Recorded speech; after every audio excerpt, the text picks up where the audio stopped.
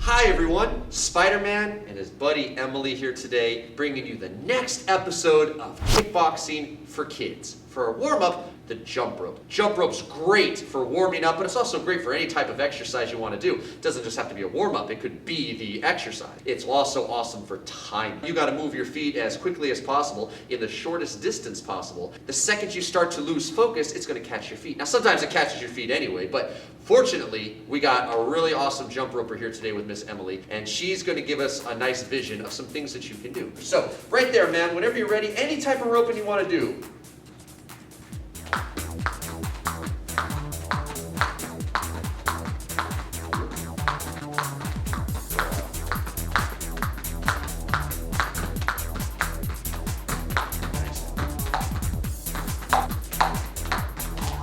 Nice double under. Perfect, Emily. Thank you so much for demonstrating. Give me 5. So Emily demonstrated the common 2-foot hop, a little high knee running, which I think is wonderful for kick training. And then she showed some crossovers, wonderful for coordination and keeping the body centered. And then double unders, which is where you jump in 2 revolutions of the rope, wonderful for speed.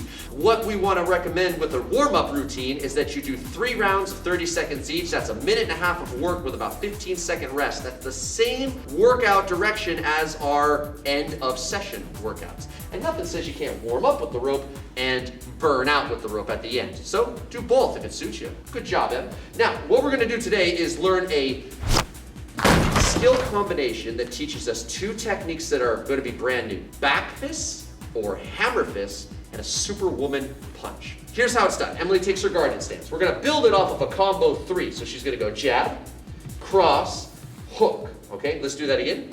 Jab, cross, hook. What I'm going to do is just show you the movements and then we'll talk a little bit about this, okay? Go ahead and do your jab, cross, hook, bring this hand in and snap your back fist. Drive your right cross, bring this one back and back fist. Throw your left hook, spin, hammer fist, and now you're superwoman. Huss. Okay, so that's where we're going. That's 9 moves, okay? Let's talk about it a little. Face me if you would, kiddo. So, we're trying to give a combination that's not so much a practical combination like you would do all of this in this order, but a attribute development combination. The idea is to work on fluid motion instead of robotic motion. You might not know if you're feeling stiff or robotic yet. This will tell the tale. And you flow like that, you've got some fluidity, and that's what we want. It means that you're relaxed up top, you're snapping your movements like a wet towel, there's no stiffness or rigidity in your movement. If you do the whirlwind and all of a sudden it looks like hiss, hiss, hiss, hiss, hiss, hiss, hiss, hiss, you're way too stiff, and this particular training combo can help you to eliminate that, okay? If you have the right focus when you train. So fluid motion, that's what we want to make as our emphasis. She leads it with a 3, and let's give you some visualization. Maybe instead of this hitting me, it misses. I pull away. So what she's going to do is use a different type of follow-up technique. This elbow is in a prime position for her to snap out her arm and use the back of her hand to strike.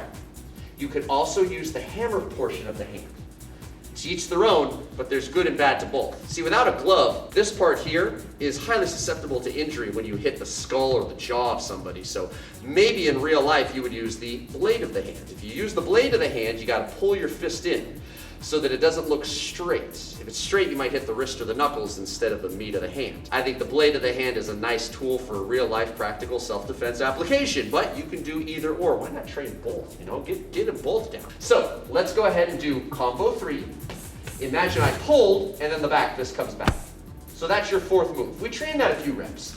1, 2, 3, and 4. Again. 1, 2, 3, and 4. Now we're going to follow up with that cross punch after the back fist. The back fist will tag him good. Put the back fist here. It'll stun me, and then she follows up. Straight right cross, stun, and then power hit. She does a 3. I pull, she goes stun and follow up. Exactly. Let's do that again. 1, 2, stun, follow up. So after her cross punch, do that right here, kiddo. What we're going to do is we're going to play with this idea that maybe this cross punch didn't work. And I did from our rad lesson, I parried it. So go ahead and do your punch right towards my chin again. And I did this here. Now what she's going to do is bend her elbow but not lower her arm and slip it right from my hand and roll it right back to me. Let's do that cross punch again slow. I catch it, she slips it and rolls it right back to me. Again, I got a hold of you and you free it and hit me. Rolling back this. So from the start she's got 1, 2, I dodge, she stuns, goes to follow up, and then she frees it. Let's do it again. 1, 2, I move, she stuns, goes to follow up, and she slips it. Now she's going to throw another left hook, and poor Em, as good as she is, she just cannot nail the left hook today. It's just not working out. I'm going to dodge it again, and she's throwing it hard. So throw that hook again. Her back is to me.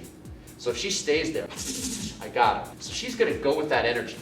As she misses, she's going to take her opposite arm and she's going to swing it through. And this spin hammer fist is going to be accompanied by a leg lift. And the reason she's going to do that is if I have legs here, she can get up and over my feet, crack me right there. Now that could be a very powerful move. It's just physics. You finish with a greater final velocity when you can spin well, okay? That's why a shot putter spins. That's why a windstorm will knock over a house, but a tornado will pick up Dorothy's house and throw it in the land of Oz, okay? So this is Dorothy's house. Throw it in the land of Oz, okay? Throw your hook and spin through. Just like that. The Superwoman punch, a very unique technique. You are going to use a feint. A feint is a fake out. What Emily's going to do is pretend to throw a knee. And if I am going to bite on this fake, I've got to see it. Go ahead and put it down again. So she can't just lift her leg. She brings it forward. Whether I look or I put my hands down, I'm exposed high. She's going to do a little 1-foot hop and punch. Boom! Just like that. So again, fake me low, hit me high. You can do it all in one motion now when you're ready. 1, 2. That's it. We'll try again. So this is where we did hopscotch on the ladder a few lessons ago. Again. 1, 2. That's it. Just go for Spiderman. Ready? Go.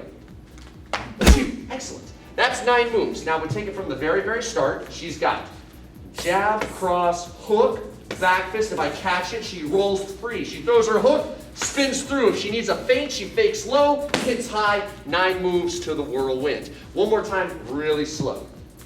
1, 2, 3. Boom. Boom. Boom. Outstanding. Give me 5. Now, when we use mitts, we don't have to do all the interplay. In fact, it's one of the easiest skill sets to hold mitts for. Buddy, would you go get those mitts right over there for me? Yes, sir. All I have to do is keep the mitts tight and a little bit bladed. And Emily's fists can dance all around these, okay? So we're going to show you the whirlwind. Forward, a little bit bladed. She goes 3. Back fist cross, back fist hook, spin hammer, Superwoman. Isn't that cool? All that complexity there, visualization, and to hold mitts forward is one of the simplest things you can do. Now, the interplay of the mitts can get better as you become more experienced. So if she goes jab, cross, hook, I might drop a hand, pop a hand, get some distance, get some more distance, make her leap in for me. I mean, you can do those adjustments. But again, in the beginning, all you got to do is blade them and hold them still. Let them dance. And again, that works for nice fluid motion too, okay? Pretty cool, huh? So we're gonna call that the whirlwind, all right? So now, Em, hands up nice and high. So give me like a 2, round kick, knee, elbow. Those are the strikes we established, right?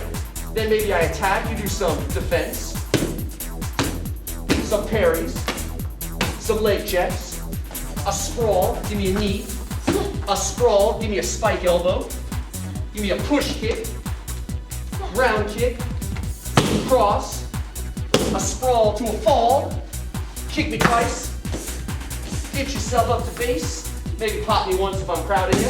And then give me the whirlwind. And time.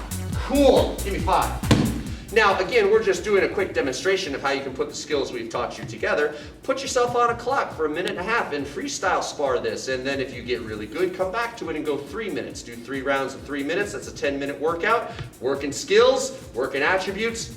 Good fun. So for our fitness today, we're still working with the medicine ball. I'll give you a few more activities. So this lesson combined with the previous ones will give you different medicine ball activities that you can rearrange and create your own workouts out of should you like. Here's exercise number 1. What Emily's going to do is called a recliner press. She's then going to go to what's called banana. She's going to try to keep her heels up, medicine ball over her sternum. She crunches, and then without touching to the ground, she tries to lift. The adjustment could be putting the heels down for the lift. But if you want to work your core, you have to unbalance. That's why we're trying to do this. Can you give that a demonstration? Spiderman's ready.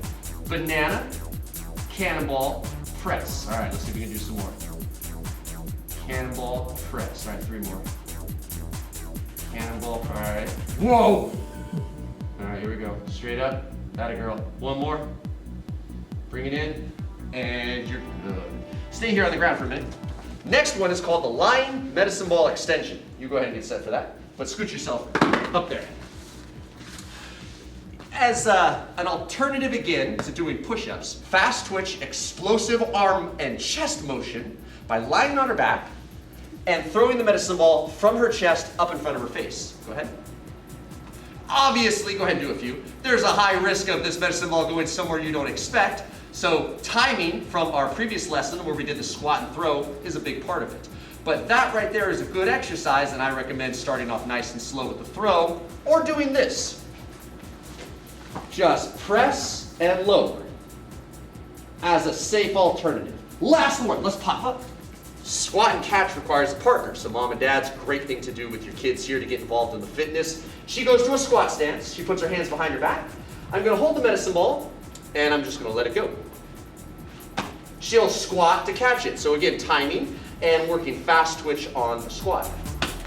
That's 2, 3, 4. It's pretty good. We'll wait a moment. Oh, I got you. All right, good. Look over there. There you go. Very nice, Em. And we would again recommend for 30 seconds with a 15-second interval break, doing 3 sets all the way through. But you have enough information now with your exercises where you can start to create your own should you desire. Thank you so much for watching. We'll see you next time.